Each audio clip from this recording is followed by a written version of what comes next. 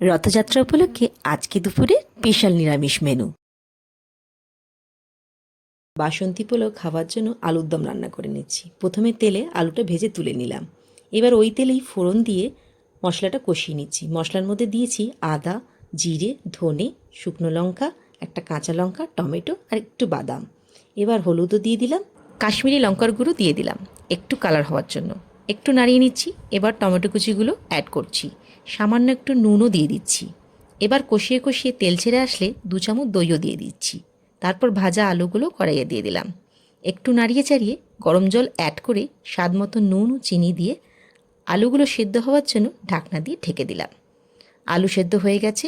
ওপর থেকে ধনেপাতা ছড়িয়ে আরেকটু ফুটিয়ে আলুর দম নামিয়ে নিচ্ছি। কড়াইয়ে প্রথমে কাজু বাদাম আর কিশমিশগুলো সামান্য ভেজে তুলে নিচ্ছি। এবার ওই তেলেই পনিরগুলো হালকা ভেজে তুলে নিলাম। ফোড়ন দিয়ে মশলা দিয়ে দিলাম। এখানে সেম মশলা আদা, জিরে, ধনে, একটু মৌরি আর গরম মশলার পেস্ট দিয়ে নাড়িয়ে নিচ্ছি। তারপর পোস্ত, কাজু বাদাম, কিশমিশ বাটাটা অ্যাড করে দিচ্ছি। কষিয়ে কষিয়ে তেল ছেড়ে আসলে দইটা ঢেলে দিলাম। এইবার ভাজা পনিরগুলো দিয়ে দিলাম। হালকা হাতে নাড়িয়ে চাড়িয়ে জল দিয়ে স্বাদ মতো নুন মিষ্টি দিয়ে ওপর থেকে কাসুরি মেথি ছড়িয়ে ফুটে গেলে পনিরের তরকারি রেডি। ভেজিটেবল চপ বানানোর জন্য কড়াইয়ে প্রথমে গোটা জিরে, ধনে, শুকনো লঙ্কা, মিঠা কাঠ, তেজপাতা ভেজে নিয়ে শিলে একটু পিষে নিচ্ছি। এইবার কড়াইয়ে অল্প তেল দিয়ে কাঁচা বাদামগুলো ভেজে তুলে নিলাম।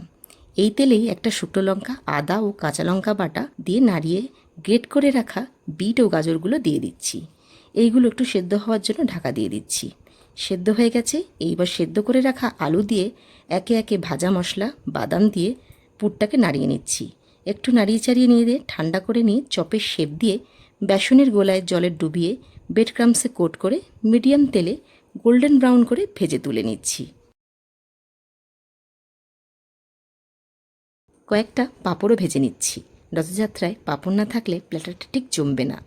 এই ছিল আজকের আমাদের স্পেশাল মেনু। লাঞ্চ করে বিকেলে রথ নিয়ে ছেলেকে সঙ্গে নিয়ে বেরিয়ে পড়েছি। আজকের দিনটা এইভাবেই শেষ করলাম। দেখা হবে নেক্সট ব্লগে। টাটা। সবাই ভালো থাকবেন, সুস্থ থাকবেন।